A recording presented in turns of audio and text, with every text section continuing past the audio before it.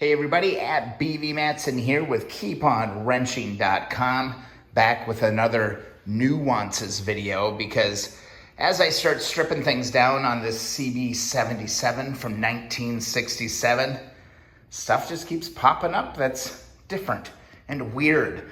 Like, for example, check out our brake arm on this thing. It's inverted, it's pointed up in the air, and it's got the cable that I mentioned before. I didn't even bother to look at this hub. All right, here's another thing. Somebody pointed this out on one of the comments of a previous video.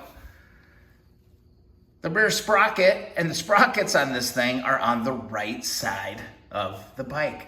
I can't believe I didn't even notice that. I think I've been just distracted by this whole bike. I didn't even notice that it's a right drive. How crazy is that? And then I gotta thank everybody in the comments too. This is an inspection port. It said turn it 90 degrees and this cover lifts off. I have not taken this off before. I have no idea what's underneath here, but somebody said it's like an inspection panel, I think is the term they used for the crankcase. Well, what is going on down in here? What is going on here? No idea. Goal tonight, I'd love to get this motor out, but I am kind of puzzling just a little bit on this cover and getting that bolt out. So I'm doing some frantic research to try and figure that out. There's all kinds of things going on here. Looks like we've got, that must be a starter cable running through here, maybe?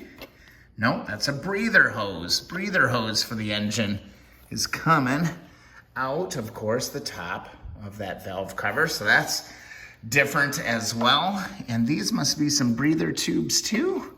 Man, these feel like there's actually wire inside of those. Man, so many nuances with this bike. Kind of taking a look down inside of here. Looks like it actually plugs into the wiring harness. So this is gonna be another area where pictures. Gotta take pictures of this breather tube, gotta take care of that, and also take a look at that split frame there. Look at that original blue color buried underneath the burgundy paint. It's super cool to be able to see that original blue clear as day where that coil bracket was. Another little nuance on this bike is this kind of tension bar on the steering column on this front forks here. So this you can tighten the handlebars, loosen the handlebars, so they aren't so loosey-goosey. I've seen one of these before, and that was on the 68 CB350. Had no idea what it was at the time, but it kind of complicates things on that front fork a little bit, okay? So we're gonna have to learn about that.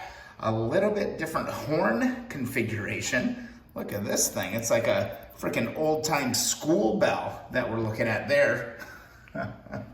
Pretty nuts. We already covered some of the other nuances in Nuances Part 1. Just some other weird stuff. Pegs. Look at these gnarly things. They were not messing around with those pegs. Quite different for the flippy, floppy, messy things that we've got on the CB350s, man. I'm telling you, these were built like a brick poop house is what's going on there. These are rigid and good. I'm wondering if I can find replacement rubbers for these as well. So those are just a couple of the things that I've noticed, since the last video.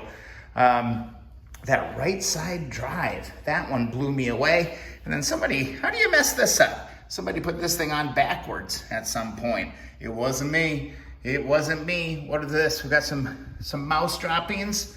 No, just some garbage down in the thing. All right, I'm gonna take my time, go step by step, slowly, and we're gonna make our way through some more of these nuances on the 1967 CB77. We're making progress. If you're enjoying the videos, don't forget to subscribe. Also join the Facebook community group, the Keep On Wrenching community group on Facebook. And don't forget to hit up KeepOnWrenching.com and request that free sticker. It's getting real, ladies and gentlemen. The goal is get it down to the frame and ready for blasting by the weekend.